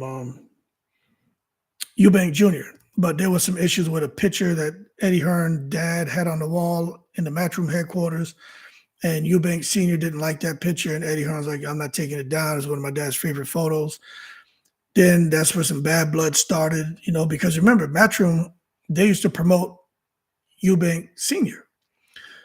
So there's supposed to be some serious, beyond disdain, supposed to be some hate between Matchroom and Eubank Sr. And that's why they were saying they were trying to set up Eubank Jr. to basically have Conor Ben come in and just, beat the life out of him because of the bad blood between Eddie Hearn and Eubank Sr. But that's just, a little bit of gossip reporting going on right now. Let me see. Bully Block. Eddie is a cutthroat businessman like my old boss I worked for in this company 8 years. Ran the whole company, millions made, dude shut it down and never told me nothing. I asked, we good every day on supply chain. Hey, it happens, man. That's one thing. That's why they say if you're working for somebody and you get an opportunity to go somewhere else, don't feel bad for them. Because when they got to downsize or they got to shut things down, they don't feel bad for you. They do what they got to do. They don't care if you have a family or kids. So you got to do what you got to do. Bully Block Boxing. Eddie will tell you you're going to win, knowing you're going to get killed due to Snake Billionaire. Yeah, Eddie Hearn's, he's got the gift of gab. That's why they call him Fast Eddie. Jay Reddy says, Mama cooking in Ireland. Katie wins. Yeah, hell yeah. Yeah, no doubt about that. Unless Serrano takes it out the judge's hands, which she almost did in New York. But I just don't think Serrano will have what it takes. I think Katie Taylor's she's a really good fighter, man. And I just think with the jet lag, and I don't think all important. Look, I'm gonna tell you something right now. You see how all those people from Ireland, all those people from the UK will travel abroad to support their fighters? Ain't no Puerto Ricans leaving that damn Puerto Rico to go to Ireland, especially they live in a tropical climate, and especially if it's cold. Ain't nobody leaving no damn sunshine to go out there deal with no damn snow. Nobody doing that. Amanda Serrano will be on her own. Good luck. She better bring some pictures because ain't nobody coming to support her in Ireland, man. I got Amanda just because I like her. I hear that. Taylor, they built Matchroom on Eubank C. Yeah, they did, man. Yep. They'll even say when it comes to Matchroom, Eubank Sr. had a lot to do with Matchroom and the success of Matchroom. They will say that. That's why they have a lot of photos of his dad up, but they have some of his dad getting knocked down too. So, that's why the father doesn't really like that. Young Elder, what's going on, Young Elder? Isaac Cruz peekaboo style is exciting to watch. He'll be a household name soon. Young Elder, I'm gonna tell you right now, man. Isaac Cruz is already kind of a household name, man. He's becoming, in the boxing community, we definitely know him, the diehard boxing fans, but some people are talking about him now. He just hasn't been in the ring lately. He needs to get back in the ring. I think he should have fought Shakur Stevenson. You know what I'm saying?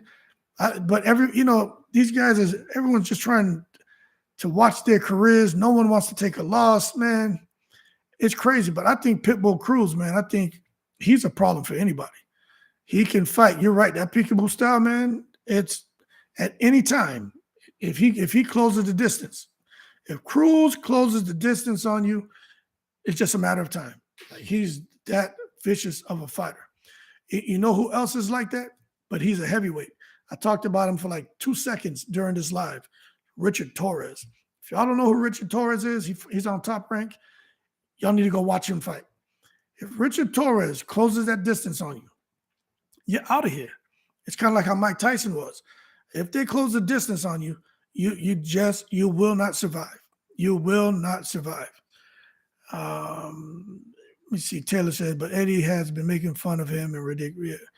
Yeah, Eddie Hearn, man, he acts his shoe size sometimes. You know what I'm saying? Eubank Senior paid for Eddie's education. Yeah, Eubank Senior, man, he made a lot of dough for that, for Eddie Hearn's dad. Bully Block. Tyson Fury reminds me of Snatch, Brad Pitt, and the Pikes. Crazies. Yeah, I don't know what you're trying to say right there, man. If you could expound a little bit so I could comment on it. Cruz, a hell of a fighter. Why didn't he fight Shakir, Young Elder?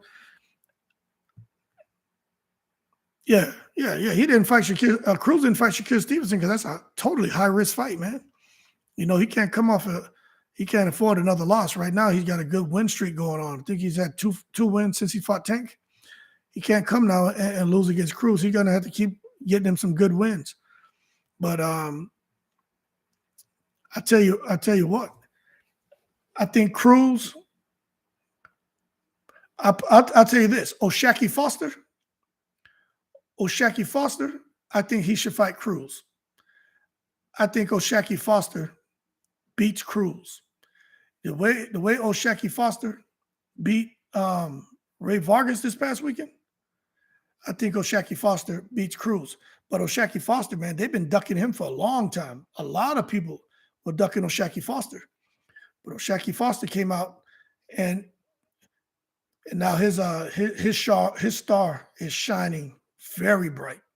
Very, very, very bright. So O'Shaquie Foster is a problem. Shakir is an elite fight. Yeah, Shakir is special, man. I'd like to see Shakir Stevenson and Devin Haney fight just because of their styles. I would love to see that fight. Bully Block, Bully Block, you think Stevenson will dog walk Cruz? Tank beat Cruz with one hand. Yeah, but he did. He outboxed him and moved around. But I think Cruz has gotten better since then too. But then again, you got to look at the opponents that he faced. But I think Cruz would definitely do better. I think he's gotten better. I don't think he beats Tank, but I think he has a very good chance of winning some fights against big names because of his style. Bully Block says Richard Torres, the next Mexican champ. Yeah, Richard Torres beats Jared Big Baby Anderson right now. They could put Richard Torres in there with Big Baby Anderson. Richard Torres would knock him out cold. I'm going to go ahead and say that. Young Elder, that injury was over-exaggerating that fight. Yeah, it was. Slippery Shat beats Cruz. Jay Reddy, 100%. 100%. Let me tell you, man, that guy, O'Shaquie Foster, that man looked like Floyd Mayweather in there, like a young Floyd Mayweather. Yeah, I'm telling you, I didn't know much about him until that fight. I'm going to be honest with you. I watch a lot of boxing, but I didn't know much about him. I've heard his name, but I didn't know much about him. Chief Wildfire, what's going on, man? Appreciate you jumping into the chat. We've been on here about an hour and a half. I got about 30 more minutes. So go ahead, man. What you want to talk about? Throw it out there. We're talking about O'Shaquie Foster right now and how O'Shaquie Foster will beat Isaac Cruz. Hey, man, I'm going to tell you right now, I think O'Shaquie Foster, I think he beats Devin Haney. Man, he looked so good against Ray Vargas, man. I think O'Shaquie Foster, I think he's on his way. I'll just say that. I just couldn't believe the stuff he was doing, man. You know, Ray Vargas was throwing shots and O'Shaquie Foster was catching them here and then countering immediately with a shot and then come back with another shot tight and then rolling out. You know, like his ability to use his legs and use his movement to get in and out. He wasn't just running and using, he was coming to him. He was walking him down as well. You know, the things that he was doing, I'm telling you, man, I'm telling you right now, there's been a long time since I've seen somebody fight like that. And I was very impressed, very impressed. No way Big Baby loses to Torres. I don't know, Jay Reddy. You and I had to disagree on that one, man. We had to disagree on that one. Yeah, we normally see eye to eye. But I'm gonna tell you why I think so, right? Big Baby, I like to see big guys like Big Baby fight. Because remember, you know me, I'm all about the lion. I'm not about being a carnivore, not being a herbivore, right? Big Baby Miller is that. He's coming to take your head off. But he got hit with some shots in that last fight, right? He got hit with some shots. He almost got his ass knocked out. I don't know if you saw his last fight. Big Baby almost got his butt knocked out. He was in it with a tough fighter, and he almost got knocked out. But that fighter didn't have the skill set of Richard Torres. If he gets in there with Richard Torres, right, it's going to be a problem. I think Richard Torres is southpaw too. Don't get me wrong. Big Baby is a special fighter. He looks good, you know. Yeah, but you coming in there getting just you have so much confidence in your power and your abilities that you're just gonna come in there with your face and not worry about what's coming back at you. Let me tell you something. In my opinion, now it's my opinion. We're just having a conversation, teammate. If Richard Torres would have hit what's his name? Big Baby Jared Anderson, with those shots Big Baby Anderson was getting hit with, he would have knocked him out cold. But at the same time, we've never seen Richard Torres in there with a guy like Big Baby Anderson. So that's where it's like even for me, I gotta hold my horses and not take it to the stupid. But when I just look at you seeing Richard Torres' last fight, he knew he can get that fighter out of there. But then he set him up, and then he waited for the fighter to come forward. He took a half a step back and countered him with that uppercut. The uppercut lifted the opponent off the mat. So I said, this man is a thinking fighter, and he's not about taking damage. And so, but sometimes you got to take risks. If you want to be spectacular, get people talking about you, get the big money, you know, you gotta be exciting in the ring. But I just think that guy Richard Torres is special. Somebody said something here about Zhang. Taylor, will they show Joe Joyce, Jalil Zhang fight in the U.S.? Ah, man, it's going to be on the zone, I believe. Yeah, man. Everybody, I don't know anyone who's not interested in that fight. You know, I've been following Zhang for a while. And Joe Joyce, let me tell you, I think the only person to beat Joe Joyce may be Joe Joyce. But how many shots can he take? That's all I'm saying. That's all I'm saying. How many big shots can Joe Joyce take before his chin can't hold up anymore? But when you talk about Joe Joyce right now, and if he can take the power of Zhang, he wins that fight. He wins that fight easy because Joe Joyce's stamina. First of all, Zhang's going to have to let some hard shots go. He's going to have to let some hard shots go to keep Joe Joyce off of him. And Joe Joyce is going to have to let his hands go to nullify the offense of Zhang. Because if Joe Joyce isn't letting his hands go and he's letting Zhang set him up for that left hand, Joe Joyce could get knocked out. Zhang hits extremely hard. But then again, we've seen Joe Joyce take shots. So, yeah, man. Taylor, let me tell you, man, you asking all the right questions, man. You need to get on the chat more often. I need to do the chat more often, but you need to jump on when you can, man. But yeah, Jalil Zhang, Joe Joyce, let me tell you, Zhang got robbed against Hrgovic. It is what it is. Jay Reddy said, I saw it. Okay. Bully block. Man, if you hurt your hand, it's a wrap. If you hurt your hand, it's a wrap, like Floyd Castillo. Hard to fight. Just, yeah, that's right. The tingling, that pain, that sharpshooting pain, yeah, those nerves and stuff. You're right, man. ESPN at Taylor, Jay Reddy, Chinese heavyweight loses. Yeah, I think Joe Joyce would get him. But again, we got how long was Joe Joyce's chin gonna hold up? Like, that's really the question. Bully block boxing. No way Big Baby fights Torres. They're both future champs. They're gonna keep them away from each other to the build-up. That's the right thing to do. Taylor says 2 units throwing leather. Absolutely. Joe Joyce and Zhang are gonna fight. But Zhang may try for a slower pace because he doesn't want to get tired. That's gonna fit right into the hands of Joe Joyce. Joe Joyce is gonna love the fact that Zhang is fighting at a slower pace, and he's just gonna sit there and let his hands go. You know, Joe Joyce, he doesn't stop throwing punches. So I just think for Zhang, I think it could be a bad matchup if he can't knock Joe Joyce out. If he can't knock Joe Joyce out, I think Zhang will just go down from fatigue and just from the mental pressure of Joe Joyce just stalking him around the ring. That's what I think is going to happen. Bully block. Richard Torres KOs all heavyweights now except the champions. Yeah, I think Torres has the potential to do that. Torres is southpaw too. Crazy. Yep. I think he has the potential to do it. We talked about a lot this hour and 41 minutes, man. I got about, what time is it? Yeah, I got about 18 minutes. Y'all want to talk about anything else? I enjoy these chats, man. You guys have no idea. I really do enjoy it. I'll talk about anything, man. Y'all want to talk about anything else? It doesn't even have to be boxing related, man. We can talk about anything. We're just having a conversation. I'll let y'all throw something out to me. If not, then I'll fill this dead space with something to keep the conversation going. I don't mind facilitating. Taylor's laughing. Let me see. If y'all don't know about Richard Torres Jr., look him up ASAP. Yeah, Richard Torres is the truth, man. Errol better not sleep on Thurman. Oh, man. Let me tell y'all. I'm still a Keith Thurman fan. But I'm telling you that Errol Spence isn't happy. I can't see Errol Spence. I just can't see him being 100% in his training camp, knowing he's going in to fight Keith Thurman instead of fighting for undisputed, fighting at 154, no belts on the line, someone he never wanted to fight. I mean, it's like a glorified sparring match.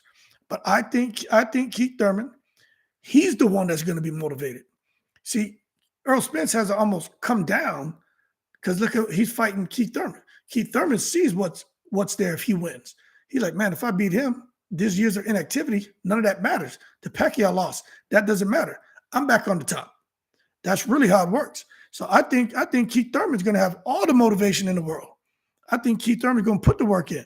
And I think his wife, because, hey, look, these guys have personal lives. I think his wife, if she wasn't very understanding of his boxing career when they got married and her family being from Nepal and him trying to bring her to the States, get the paperwork right, get her settled, then they had a baby, right? If she wasn't understanding of all of that, then I think she understands now. Okay, this is his life. This is his career. This is how I was able to walk into this situation with all these luxury cars and big nice house and a husband who's had a successful career. He hasn't been able to get out here and perform like what he was doing before me. Hopefully he has the support from home. And let me tell you, if Keith Thurman has that support from home and he's able to give him 100% to his training, I think he beats Errol Spence. And I'm going to tell you how I think he beats him. I think what happened is Errol, who likes to fight with his elbows, I'm not saying he's a dirty fighter. Errol will come in behind his jab. He'll throw a shot to the head, bang to the body, and then the whole time he's stepping in. Now he's got you against the ropes.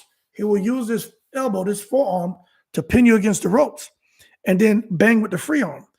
If you shift to the other direction, he'll step with you and still pin you with that arm and bang with the free hand. This is what I see happening. Him getting Thurman on the ropes, trying to go to the body, and Thurman's going to sidestep and Spence is going to try to step with him, and Thurman's going to counter him with one of those crazy hooks. Thurman is a free swinger when he's moving on those ropes. He's not throwing short shots. He's a free swinger like Arturo Gatti. He will just sit there and let a huge, powerful shot go. And I think he catches Spence somewhere on the side of the face, on top of the head, and Spence goes. Because I think Spence is chinny. I know somebody here probably going to shoot me for saying that. I think Spence is chinny. I think Crawford's chinny. And I think Keith Thurman hits hard enough, even now, if he catches Spence in any of those specific areas that could throw the equilibrium off, which I see it happening. Spence going to come forward being aggressive. Thurman's going to use that lateral movement that we know he has. He can stop on the diamond fire. He's going to do that. Spence isn't going to expect it, and then Spence is going to be in trouble. And if he gets Spence in trouble, Thurman's going to finish him. Yeah. People think, hey, man, people say I'm wrong for saying, hey, look, you can't tell me that whenever, what's his name, Ugas let his hands go in that fight. You can't tell me that Ugas he didn't have Spence in there dancing salsa. You can't tell me Spence wasn't in the dancing salsa when Ugas was hitting him with them shots. And in particular, that last one where he said, yeah, what's up, Green? Appreciate you jumping on the chat, man. We got to get all of y'all in here when I first start so we can have 20, 30 of y'all all at the same time, man. But, yeah, some people, they come on the channel, they see like one or two people, and they go to where there's like somebody with like 50, 100 people. Their conversations aren't as good as ours, man. No one's disrespecting each other in here. We have really good conversations. So, Green, if this is your first time on the channel, man, whenever I go live, for all of y'all, I'm going to try to go live between 11 and 11:30 every day, Monday through Friday. So at least y'all can look forward to that. Man, we get 50 people on here who can speak with respect to each other and who can talk boxing. We can really have a lot of fun with this. And that's why I like having a smaller group, because it's more intimate and we chilling, man. No nonsense. We're going to disagree. Yeah, Jay Reddy salsa. He had that boy dancing salsa. And he Jamaican salsa. You know what I'm saying? Bully Block says he should have fought Spence when it was his time. Yeah. Man, shoulda, woulda, coulda. But I think what his name, Spence is chinny. Let's not take it to yeah, hold your horses, right? But I think at the time, what's his name? Thurman was trying to unify, wasn't he? He already had 2 belts. I think he was trying to go after the other belts as well. For sure. I like how you present your analysis. I appreciate it, Green, man. Thank you, man. It means a lot to me, teammate. But when it comes to Keith Thurman, I think at that time he was on his way to picking up, trying to pick up that 3rd belt. But what happened? Man was over there in Japan somewhere, got bit into that forbidden fruit, and that was it. Next thing you know, my man was getting married. You know what I'm saying? But it is what it is. Bully Block says, salsa don't make you chinny. Rolly chinny, Spencer Beast, he can fight blindfolded. Oh, I'm glad you said something about Rolly, man. Hey, man, y'all saw what happened to Rolly in sparring? Let me tell you something. I like Rolly, but damn, you get knocked out by a shot like that from Tank Davis, and y'all still haven't tightened up on keeping your right hand up. You can't be getting hit like that. Hood Champ, the only true channel on here. No clickbait, no nonsense. Appreciate it, Bully Block, man. It means a lot to me, man. But Rolly Romero's he has a fight. He has a fight coming up in the next couple months. I can't remember who it is, but I know he's fighting at 140. But Rolly got knocked out in sparring. I think his coach, they got to work on, okay, we get it. He's powerful. He's got offense. Work on his defense, man. He can't be open to no damn left hook like that. Young Elder, Caleb versus Benavidez. Jay Reddy, it's sparring, give him a break. True. But still, man, you gotta get that hand up. You know what I'm saying? You gotta get that hand up. Young Elder, Caleb versus Benavidez. Man, I'm rooting for Caleb Plant, man. I'm rooting for him. I think Caleb Plant can this is gonna be, to me, O'Shaquie Foster, Ray Vargas. Caleb Plant, I'm gonna do a video on that. I'm actually gonna do that and break it down that way. I think Caleb Plant is gonna be O'Shaquie Foster. And I think Benavidez is going to be Ray Vargas. I honestly do. I think Caleb Plant's going to be able to stay on his toes, move around the ring, box and throw punches while he's moving, which is very hard to do, I think he's going to be able to do it. But I'm going to tell y'all right now, right? Just like we were talking about, I'm going to be paying attention to Benavidez, to his physique. I'm going to be watching his physique. That is my biggest concern because Benavidez has never had, he's never had Heredia in his camp. All of a sudden, you about to fight Caleb Plant, and y'all just gonna go out here and bring Heredia onto the team. You see that I hope Caleb Plant's team is paying attention to that. But I think Benavidez is a stronger fighter. I think if Benavidez can cut the ring off and rough Caleb Plant up, but still be defensively responsible, I think Benavidez could beat Plant. I just don't think Plant's gonna. I think Plant learned from the mistakes he made with what's his name, Canelo. I think he learned from those mistakes, and that's why it showed up in the Darrell fight. He didn't just sit there and allow him to just cut the ring off and get shots off. He didn't languish on the ropes. He kept moving, and he moved and moved that whole fight. He got his shots off too. Some people say that Caleb Plant was losing that fight until he knocked him out. But Caleb Plant throws a weird combination where he throws like a right hand. He throws his two, right? So he'll throw his backhand and then his jab after. It's like a 2-1. But the way he throws it is weird. I saw him hit Darrell with it, and I saw him hitting the heavy bag that way. So that's how he trains. I've never seen anybody throw a punch like that, a 2-1. It's and the 2 isn't even a powerful backhand. It's just more like the 2 is the jab and the 1 is the power hand. And I saw him hit Darrell with that a couple times. So Caleb Plant with this new trainer that he has, right? They're working on some things, and it's working for him. It's working for him, man. Bully Block says, I want to make a video. I thought Rolly got killed. I want to apologize. It was just a knockdown. It happens at the best. Yeah, it would have stopped the fight if that was a real fight. You know what I'm saying? But it's sparring, man. That's what he's supposed to be working on things. But he got to get his hand up. Just because you get someone on the ropes, that don't mean you just go balls to the wall, man. You still got to be careful for the shots coming back at him. Anybody else got anything else they want to talk on here? I got 7 minutes, man. We could talk about anything for them 7 minutes. And I got some things to do.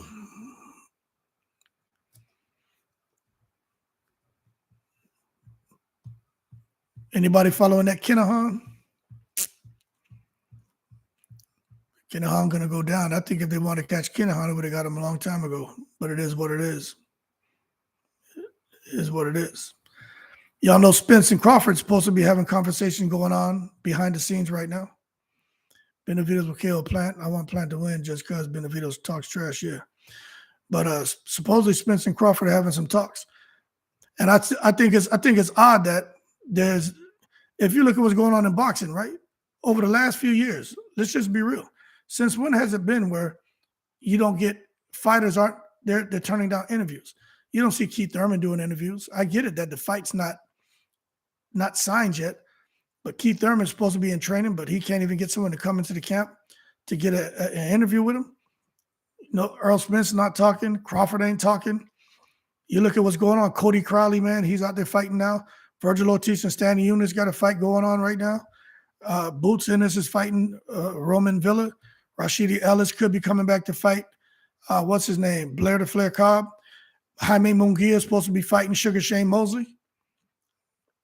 Those are all things that are going on right now. But where are the interviews? You know, like what the hell happened? I understand the money dried up. The people's voices dry up too. It's crazy to me, man. I just don't understand. But all those fights I just rattled off, those are legit fights, man. Kell Brooks coming back. He's supposed to be getting another fight. You know, he was out there, man. Somebody say he was taking a chill pill. I'm like, that's a frostbite pill. If you see that line of cocaine he was doing. But, you know, he's just going through a tough time. I've never done drugs, so, you know, I don't know nothing about it. But I understand people go through things. But he's supposed to be coming back to fight too. And David Hayes talking about coming back to fight. So there's just a lot going on in boxing, man. Like at Kell Brook, frostbite. Yeah. Yeah, man, that wasn't no chill pill. That shit was a frostbite pill. That was a brain freeze. You know what I'm saying? Bully block. Don't bring up Spence and Crawford. Nah, man, I'm done talking about Spence and Crawford. Unless it's something new, I'm just not going to rewash any more talks about Spence and Crawford, man. David Haye too busy with his harem. Yeah, I know. David Haye's a trip, man. That man still got them braids in his hair too, man. But I don't think David Haye needs to return to boxing. He's all right. He's too damaged. He couldn't even handle Bellew. So to have all these years off to come back, don't do it. That's like Amir Khan fighting Kell Brook. You know, yeah, you got paid good money, but don't do it. R. Kelly wannabe. Yeah. I heard David Haye is kind of out there a little bit, you know what I'm saying? But, you know, it is what it is. He enjoying himself. Regis Prograis is a beast. Yeah, Regis Prograis is, and, you know, I don't see nobody beating that man at 140. And Teofimo Lopez, I think we talked about it a little bit yesterday. Teo ducked him, man. Teo ducked him. Regis Prograis is a problem for anybody. Him and Josh Taylor had a really good fight. That could have went either way. But Regis Prograis, I think Regis Prograis is going to be one of those fighters who just can't get – he's going to be another one of those Demetrius Andres who he just can't get the fights. He got a belt, but nobody's going to want to fight him. You know, that's just the reality. Regis Prograis, nobody wants to fight him. Something special about those hands, man. You look at what he did to Red Catch. Well, Regis Prograis hit Red Catch with that body shot, and Red Catch, that man fell on the ground, so acting like someone shot him or hit him with a low blow and rolled. I mean, he deserved an Academy Award for that damn acting he did. Absolutely horrible. But I'm going to tell you something about this, right? This is what I don't agree with boxing. And you guys can let me know what you think, right? I don't think it's cool to have guys who sparred 8, 9, 10 rounds, 15 rounds. And, you know, one of them just basically had the other person out on their feet multiple times in sparring. Why would you make a fight between those guys? You know what I'm saying? And that's what the deal was with Red Catch and Regis Prograis. Regis Prograis even said he knew kind of the direction Red Catch was going to go because they had spent so much time sparring, and he knows what he did to him in sparring. And I just thought, that's that boxing politics stuff, man. You could put Regis Prograis in there with someone that you know he's already destroyed. That'd be like Tank Davis fighting Red Catch at 147. You know, Red Catch really is a 135-pounder, right? But for Tank Davis to go fight Red Catch at 140 or 147 because maybe Red Catch somehow pulls off and gets some interim title somehow. You know, Tank's already beat this man down in sparring. So why would you sit there and make those kind of fights? You know, but it's that politics, you know what I'm saying? But for Regis Prograis, nobody wants to mess with Regis Prograis, man. Not at 140. They're not trying to mess with him at all. Yeah, because Regis Prograis is proven. It's like Boots Ennis. I think Boots Ennis has an opportunity to redeem himself. You know, the guy he fought said he hits hard. He knew he couldn't take those shots. That's why he ran. He boxed and had great foot movement, but he wasn't trying to stand in front of Boots for too long. But Boots has an opportunity to redeem himself when he fights Villa, because Villa's going to be right there in front of him. I just hope Boots doesn't want to sit there, like he said in videos before. He likes getting hit. I don't think Boots should stand in front of a guy like Villa and take shots. Like he just, that's bad medicine. You know, Jerron Boots Ennis has a lot of upward potential. Why would you sit there in front of a guy and just let him punch you in the face? That's stupid. So hopefully he and his dad, man, tightened up his defense and tightened up cutting off the ring and everything else, because I'd hate to see a guy like Boots Ennis with all this potential, with all this hype, kind of like Edgar Berlanga, and then all of a sudden now that he's starting to bubble up his competition and he can't get guys out of there. You know, that would suck. All right, anybody got anything else they want to talk about? Regis fights like he's on steroids. You got that Pac-Man stamina. We all know Pacquiao, when he had Ariza in his corner, we know Pacquiao was on that juice. That's how he was able to perform like he was able to perform and knock all those people out. If there was any Filipinos in here, they'd probably be going crazy right now. But that's the truth. You know what I'm saying? And you can say in that fourth Marquez fight, that's just karma coming back to get Pacquiao, because Pacquiao was on that juice with Ariza for those first 3 fights. And Marquez just kind of leveled the playing field by getting on that juice too. He just was able to catch up to Pacquiao before Pacquiao was able to catch up to him. All right, I got 2 more minutes, man. I don't want to leave nobody hanging. If there's anything anybody else want to talk about, let's throw it out there real quick. Let's table it. What do we got, Jerry? Good show. Keep it up, sir. Hey, Jay Reddy, man. I really appreciate your motivation. You know what I'm saying? Means a lot to me. Chicken Talk, about to go live. I'm going to check it out. Peace, champ. All right. Yeah, go check out Chicken Talk. They got some good stuff, too. Well, that being said, man, appreciate everybody's support. Have a good week in the hood. You do the same, brother, man. All y'all keep safe, and we'll catch up. I got more videos coming, but we'll catch up on the live next week. Y'all keep cool. Shout out to the veterans, all 7 continents. I'm in the breeze.